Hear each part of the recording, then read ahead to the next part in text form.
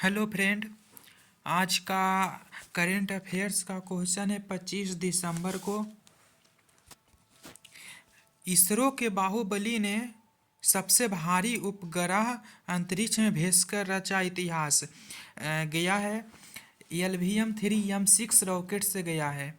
LVM-3 M6 rocket से गया है जो इसका छठा उड़ान था और 6100 किलोग्राम वजनी अमेरिकी उपग्रह था और 518.5 किलोमीटर ऊंचाई पर बेलनाकार कक्षा में स्थापित कर किया गया। और श्रीहरिकोटा से 8:55 में सतीश धवन स्पेस सेंटर से उड़ान भरा इसे लॉन्च किया गया था और 9:10 उपग्रह रॉकेट से अलग हुआ जिसे पृथ्वी की सबसे निचली कक्षा में स्थापित किया गया। रॉकेट को गति देने वाले दो S-200 बूस्टर लगाए गए थे। इस सैटेलाइट के जरिए बिना मोबाइल टावर वीडियो कॉल की जा सकेगी। भारत की धरती से प्रक्षेपित यह सबसे भारी उपग्रह है। प्रधानमंत्री नरेंद्र मोदी और गृह मंत्री शाह ने बधाई दी वैज्ञानिकों को। अगला अगला करेंट का न्यूज है ईवी मतलब कि इलेक्ट्रिक व्हीकल को बढ़ाने के लिए बिहार में नई नीति। चार्जिंग स्टेशनों की संख्या बढ़ाएगा, निजी स्टेशन खोलने पर 1.5 गुना तक अनुदान देगा।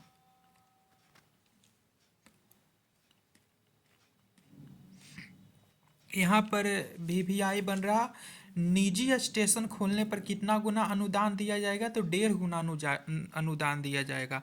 और NH को मवेशी मुक्त कराने के लिए योजनाएं लागू हुआ। पशुओं में से हर साल 10,000 हादसे होते हैं, 4,000 मौत होते हैं। अगला न्यूज है 2026 का गगनयान मिशन, जो साल 2026 में वैज्ञानिकों के लिए शक्ति का ऐतिहासिक होगा। पहला मानव अंतरिक्ष मिशन है 2026 में लॉन्च होने का उम्मीद है। इसके अलावा 6,000 6,000 समुद्रयान मिशन पहली बार इंसान को समुद्र की 6,000 मीटर की गहराई में भेजेगा। ऐसा करने वाला भारत दुनिया का छठा देश बन जाएगा। इसरो मार्च 26 तक 7 प्रमुख मिशन लॉन्च करने की योजना बना रहा है। दूसरा न्यूज है सेमीकंडक्टर मिशन के तहत कई प्लांट 2026 में पहली चिप्स प्रोडक्शन शुरू करने वाले। इससे भारत ग्लोबल सप्लाई चेन मजबूत होगा। तीसरा है ब्रिक्स प्रेसिडेंसी। भारत 26 में ब्रिक्स की प्रेसिडेंसी संभालेगा, जिसमें 100 से अधिक मीटिंग्स पूरे देश में होगी।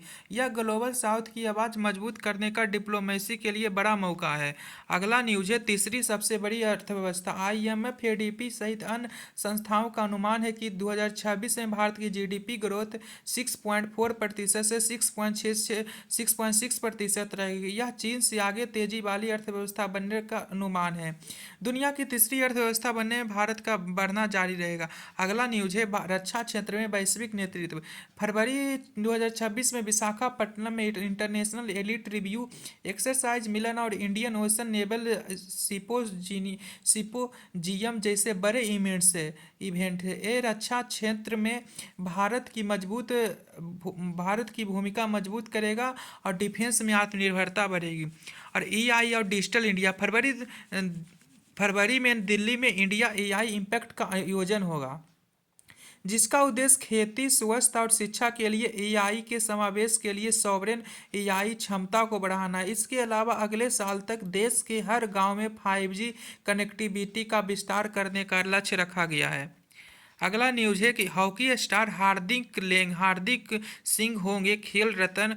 24 खिलाड़ियों का अर्जुन पुरस्कार का ऐलान हो चुका है। पिछले साल 4 खिलाड़ी को अर्जुन पुरस्कार मिला था। कौन कौन है? डी गुकेश है, और हॉकी के पुरुष हॉकी कप्तान हरमनप्रीत सिंह, पैरा एथलीट प्रवीण कुमार और निशानेबाज मन्नू भाकर थी। और यह पुरस्कार में 25 लाख रुपये का अनुदान मिलता है, और जबकि अर्जुन पुरस्कार के साथ 15 लाख दिए जाते हैं। पुरस्कारों के लिए अभी सिफारिश की गई, अभी फाइनल नाम नहीं हुआ है, जिसमें हार्दिक सिंह हॉकी के हैं और इसके अलावा और हैं रिमोट कंट्रोल गन से लैस स्वदेशी पोत समुद्र प्रताप बेड़े में शामिल हुआ है। पोत की लंबाई कितना है? 114.5 मीटर, चौड़ाई है 16.5 मीटर और 60% से ज़्यादा सामान स्वदेशी है। समुद्री प्रदूषण नियंत्रण में कारगर होगा।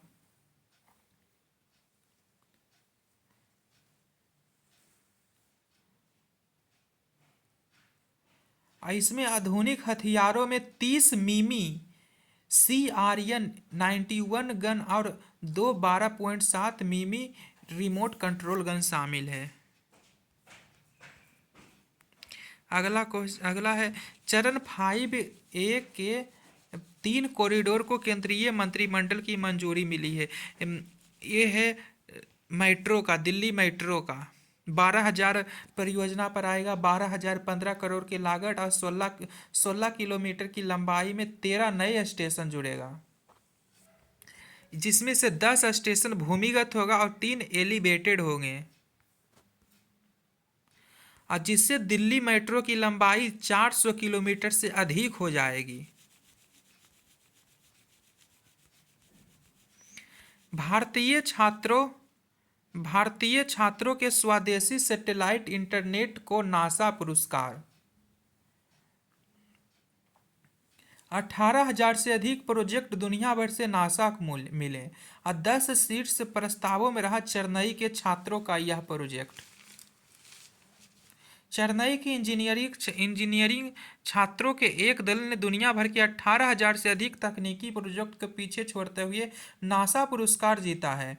यह प्रोजेक्ट स्वदेशी सैटेलाइट के जरिए इंटरनेट सेवाएं प्रदान करने पर बनाया गया है।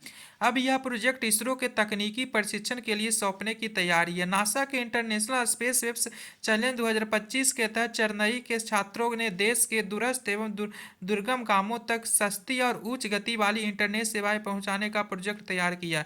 टीम के सदस्य रहे SRM ईश्वरी इंजीनियरिंग कॉलेज और के इलेक्ट्रॉनिक्स एंड कम्युनिकेशन इंजीनियरिंग द्वितीय वर्ष के छात्र प्रशांत गोपाल कृष्णन ने बताया कि इस प्रोजेक्ट को उन्होंने फोटोनिक्स ओडिसी और आकाश नेट नाम दिया। बताया कि नासा ने इस प्रोजेक्ट की उपयोगिता और तकनीकी क्षमता को देखते हुए इसे चयनित शीर्ष 10 प्रोजेक्ट में शामिल किया है।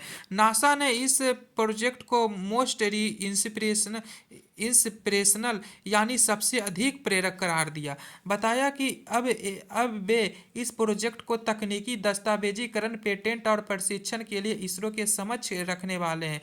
प्रशांत ने कहा कि नासा की मुहर लग जाने के बाद अब उन्हें पूरा विश्वास है कि उन्हें अपने प्रोजेक्ट को सार्वजनिक रूप से प्रयोग के लिए उपलब्ध कराने के लिए सांस्थानिक मदद मिल सकेगी। बताया कि टीम में राजलिंगम एन, रसी मेनन, शक्ति राजीव कुमार, धीरज कुमार और मनीष वर्मा शामिल थे। नासा की ओर से प्रतिवर्ष इंटरनेशनल स्पेस वेब्स चैलेंज नाम से दुनिया के सबसे बड़े हैकाथॉन का आयोजन किया जाता है। 2012 में पहली बार यह आयोजन हुआ था, जिसमें दुनिया भर से छात्र जनोपयोगी तकनीकी परियोजनाएं बनाकर भेजते हैं। इनका मकसद नासा के उपग्रह, टेलीस्कोप व मिशन से मिले निःशुल्क और ओपन डेटा का इस्तेमाल करके अन्वेषण को बढ़ावा देकर धरती व अंतरिक्ष के लिए जरूरी समाधानों का तलाश करना है। अगला न्यूज है गूगल की इमरजेंसी लोकेशन सर्विस देगा। गूगल ने भारत में एंड्रॉयड फोन यूजर के लिए इमरजेंसी लोकेशन सर्विस लॉन्च की है। इसके लिए किसी अलग ऐप या सेटअप की ज़रूरत नहीं होगी। यह फीचर GPS, वाईफाई और मोबाइल नेटवर्क की मदद में काम करता है, चाहे कॉल ड्रॉप हो जाए या व्यक्ति घर के अंदर हो। गूगल ने साफ किया कि लोकेशन डेटा सिर्फ इमरजेंसी सर्विस को मिलता है, गूगल के पास सेव नहीं होता। मतलब कहा जाए तो ये पूरी तरह से सेफ है। अगला है रेगिस्तान में 30 साल बाद बर्फबारी हुई है। सऊदी अरब में 30 साल बाद बर्फबारी हुई है, जिससे रेगिस्तानों इलाके में सफ़ेद वंडरलैंड में बदल गई है। यह घटना उस देश के लिए बेहद दुर्लभ है, क्योंकि सऊदी अरब आमतौर पर चिलचिलाती गर्मी के लिए जाना जाता है। मौसम विशेषज्ञों का कहना है कि यह घटना जलवायु परिवर्तन के कारण चरम मौसम पैटर्न का हिस्सा हो सकती है। थैंक यू, आज का इतना था।